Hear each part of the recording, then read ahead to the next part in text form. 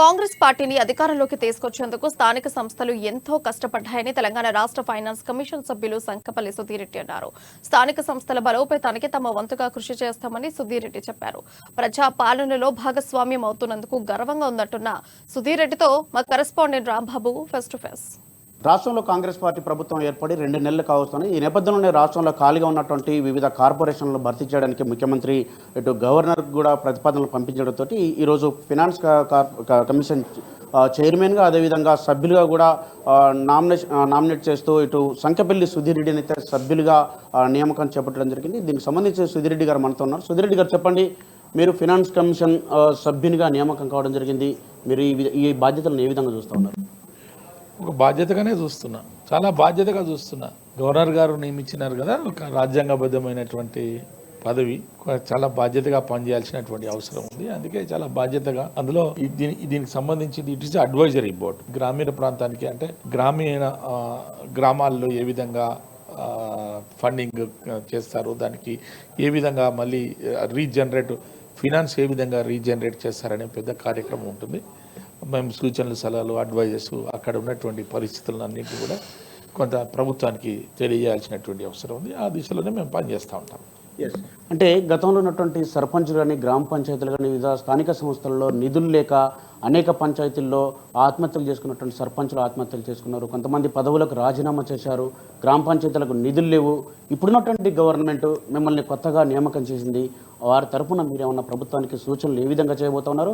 ఆ యొక్క గ్రామ పంచాయతీలను బతికించడం మీ పాత్ర ఏ విధంగా ఉండబోతుంది? ఖచ్చితంగా అంటే గ్రామాలు బాగుండాలి. గ్రామాలు బాగుంటేనే రాష్ట్రం కూడా బాగుంటుంది. ఆ దిశలోనే మేము ప్రయత్నం చేస్తాం. ఇంకా స్టడీ చేయాల్సినటువంటి అవసరం ఉంది. గత 10 సంవత్సరాలుగా ఏం జరిగింది, తెలంగాణ వచ్చిన తర్వాత ఈ రాష్ట్రంలో గ్రామాలు ఏ విధంగా ఉన్నాయి అన్నీ కూడా ఒకసారి మేమంతా స్టడీ చేసిన తర్వాత దీని మీద సరి అయినటువంటి మా చైర్మన్ గారు ఇంకా ఎవరు కూడా బాధ్యతలు తీసుకోలేదు. జస్ట్ అనౌన్స్మెంట్ వచ్చింది.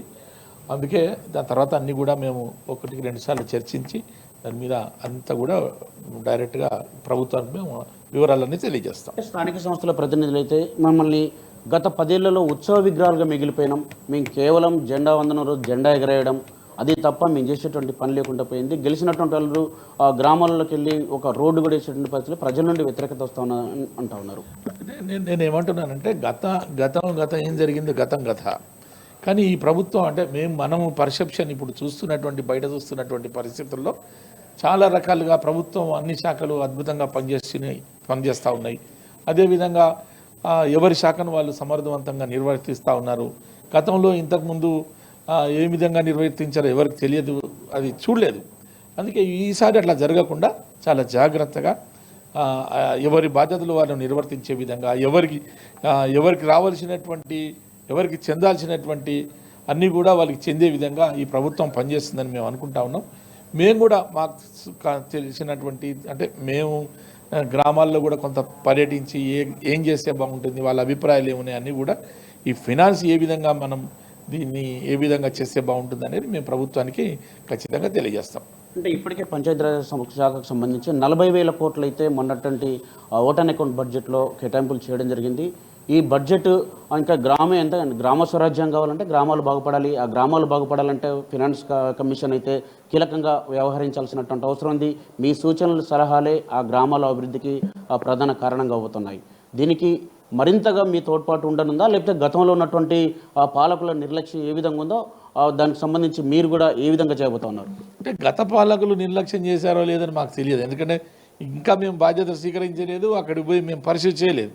చేసిన తర్వాత ఖచ్చితంగా మాకున్నటువంటి తెలిసినటువంటి మాకున్నటువంటి అనుభవాన్ని, మాకున్నటువంటి అక్కడ ఉన్నటువంటి పరిస్థితులన్నీ ఆకలింపు చేసుకొని ప్రభుత్వానికి ఒక నివేదిక ఇస్తాం. ఇప్పుడే మేము 40,000 పెట్టినారు, ప్రభుత్వం ఏం పెడుతుందో పెట్టనివ్వండి. కానీ మా బాధ్యతగా మేము ఏం చేయాల్సిన పని మేము సక్రమంగా చేస్తాం. గతంలో ఏం చేశారు, ఎట్లా చేశారు అనేది మేము ఇంకా గ్రౌండ్లోకి పోతే కానీ తెలియదు. అందుకే నేను చెప్పేది ఏంటంటే ఇంకా కొంత సమయం పడుతుంది. ఒక వారం రోజుల్లో 10 రోజుల్లో పడుతుంది. ఆ సమయం తర్వాత మేము ఖచ్చితంగా కొంత దీని మీద రివ్యూ చేసుకుంటాం. దీన్ని చేయాల్సినటువంటి విధి విధానాలు ఏ విధంగా ఉంటాయి, ఏ విధంగా మేము సలహాలు, సూచనలు చేయగలుగుతాం అన్నీ కూడా ప్రభుత్వానికి అందజేస్తాం. అప్పటి వరకు గతంలో ఏం జరిగింది, అంతకుముందు ఏం జరిగింది అనేది cannot comment and political comments. ఎందుకంటే ఇది ఒక రాజ్యాంగబద్ధమైనటువంటి పదవిలోకి వచ్చినాం కాబట్టి స్వీకరించినా స్వీకరించకపోయినా కొంత పదవిలో ఉంటాం కాబట్టి మేము ఏదైనా రాజ్యాంగబద్ధంగా ఉండడానికి ప్రయత్నం చేస్తూ ఆ విధంగా అమలు చేయడానికి ప్రయత్నం చేస్తాం. ప్రజాపాలనలో భాగస్వామ్యం కాబోతున్నటువంటి సుధీర్ రెడ్డి ఇక నుండి విపక్షాలపైన గొంతెత్తేటువంటి పరిస్థితి లేకుండా పోతా ఉంది. సరే, ఇప్పుడు గతంలో ఒక ఒక అబ్బాయి ఉంటాడు, కొన్ని రోజుల దాకా పెళ్ళి అయితే తండ్రి అవుతాడు, భర్త అవుతాడు, తర్వాత తండ్రి అవుతాడు, తర్వాత తాత అవుతాడు. ఒక వ్యక్తి రూపాలు ఏ విధంగా మారుతాడో ఒక పాత్ర పోషించేటప్పుడు ఆ పాత్రకు అనుగుణంగానే ఉండాల్సినటువంటి అవసరం ఉంది. ఈరోజు ఈ పాత్ర పోషిస్తున్నాం, అందుకే ఈ పాత్రలాగానే ఉండాల్సినటువంటి అవసరం ఉంటుంది. కాబట్టి మేము రాజ్యాంగబద్ధంగా ఏదైతే చేయాల్సిందో, ఏదైతే మేము దాన్ని పరిశీలించాలనో, ఆ విధంగా నివేదికలు ఇవ్వాలో ఆ విధంగా చేస్తాం. ఇదంతా కూడా కాన్స్టిట్యూషనల్ బాడీ కాబట్టి ఖచ్చితంగా రాజ్యాంగబద్ధంగానే మాట్లాడతాం, రాజ్యాంగబద్ధంగానే పనిచేస్తాం, ప్రజలకు అందుబాటులో ఉండి మాత్రం పనిచేస్తాం. ఇది సుధీర్ రెడ్డి చెప్పేది. కాంగ్రెస్ పార్టీ అధికారంలోకి వచ్చిన తర్వాత ప్రజాపాలన కొనసాగిస్తున్నాం. ఆ నేపథ్యంలోనే ఇటు గ్రామాల అభివృద్ధి కోసం కూడా ఫినాన్స్ కమిషన్లో నన్ను భాగస్వామ్యం చేసినటువంటి ముఖ్యమంత్రి రేవంత్ రెడ్డికి అదేవిధంగా ప్రభుత్వానికి కృతజ్ఞతలు తెలియజేస్తామని చెప్తున్నారు. కెమెరా పర్సన్ వంశీతో రాంబాబు, అమ్మా న్యూస్, హైదరాబాద్.